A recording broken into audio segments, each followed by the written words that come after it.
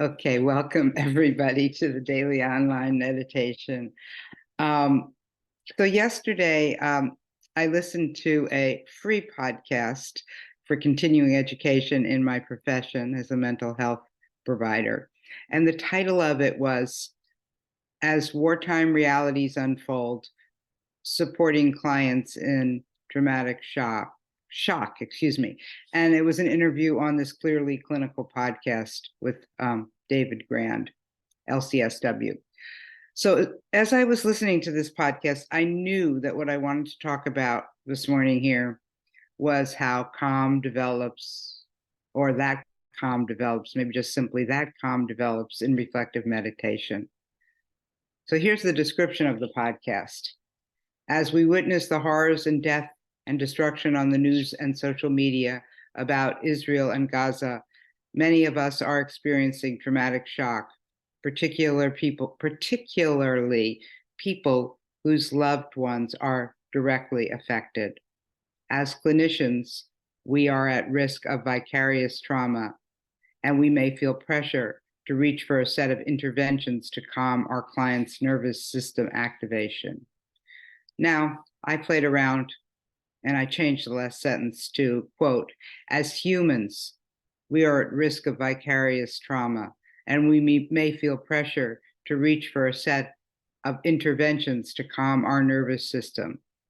Now, in this podcast, Dr. Grand does not advise pressuring, giving into the pressure to calm our client's nervous system. And although he is the creator of a popular therapeutic technique, he speaks more to sitting with clients and just being there when they're ready to talk about their trauma, and then do this technique. But that's my advice in meditation. Just sit there. That's our advice in meditation. Sit there, be with your experience, and be willing to listen with curiosity and kindness if and when trauma enters your meditation. But this best be mixed with calm states. And I would go on to say, at least for myself and most of the people I hear, it, especially if you stick with this for a while, it does become mixed with calm states. And calm states do develop for most of us. Yeah, and we've spoken about calm before, and I'm going to read from the book, and maybe I've read from this section before, but we need to hear about calm now, and we'll speak about it again and again. It just seems that as world events become more dire, we need this calm even more, so that the stress does not really significantly harm us, and really so the stress does not make us freeze or run from it, fight or flight or freeze, but really finding some other way to be in our lives, really. And for me, reflective meditation has been the most reliable and the most accessible way that I find some kind of calm some of the time. So I'm going to read now from the book that Linda Modaro and I wrote, Reflective Meditation, about reflective meditation, and entitled that as well. One of the most reliable things that happens in meditation for most people, though not for everyone, is that something calmer develops.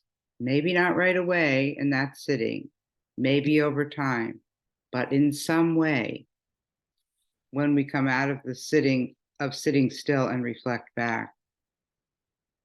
We may notice that something has changed, dropped away, loosened or lessened, eased up. It might be something like remembering we saw color or light, or noticing that nothing stood out. Everything rested on an even plane. Or that we registered visual snippets that lightened our mood. Calm can have a sense of downshift or uplift or embodiment. It happens in odd ways, mysteriously. Calm comes and goes throughout a meditation session. Over time, we learn to tolerate that we're calm and then not so calm over and over again. That's another core Buddhist teaching. We absorbed a visceral and liberating sense of impermanence and uncertainty. You might just become calmer more often, though don't try too hard to enter into calm states. That's just another demand in such a demanding world. So there's another quote that I found in the book, and this is a quote from one of you, maybe one of you who's on this at the Daily Online right now, or maybe someone who's part of the larger Sangha. I don't know who wrote this quote, but I know that it felt relevant and useful. And here it is.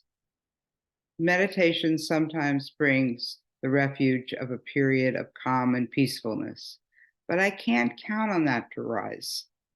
I am getting better at discerning what conditions in my life tend to cause suffering and what conditions tend to bring calm, gentleness, and friendliness. I'm also developing more discernment about when to back away from certain experiences, to give myself time to digest, refresh, and look at things from a different perspective. Hearing others in the Sangha share their meditative experience helps me to see and embrace our humanness. And that's the end of that quote. And I would add, or rewrite the last sentence, hearing others in the Sangha shares their meditative experience helps me expand and deepen my understanding of how calm develops in reflective meditation, in meditation itself. And as I've said before, I think that most all the techniques in meditation that are offered in other meditative approaches are really ways to calm. It's often understood that one needs to calm first before one can have insight or look at the one's life and the challenges and the joys. But this is how we understand calm develops in different ways. We don't tell you to do one thing or another to be calm, but we listen to each other. In this group, in the last 10 minutes, in all our groups, we listen to each other and hopefully listen and hear another way that calm developed for someone else. And maybe, just maybe, that kind of helps develop that capacity within yourself. Maybe not the exact same way, but maybe in the way that it works for you. So that's my aspiration for this meditation, for you and for I, that we have discernment really about the conditions that really bring more calmness and gentleness and friendliness. It is, in my opinion, so needed right now. So welcome to anyone who's new today.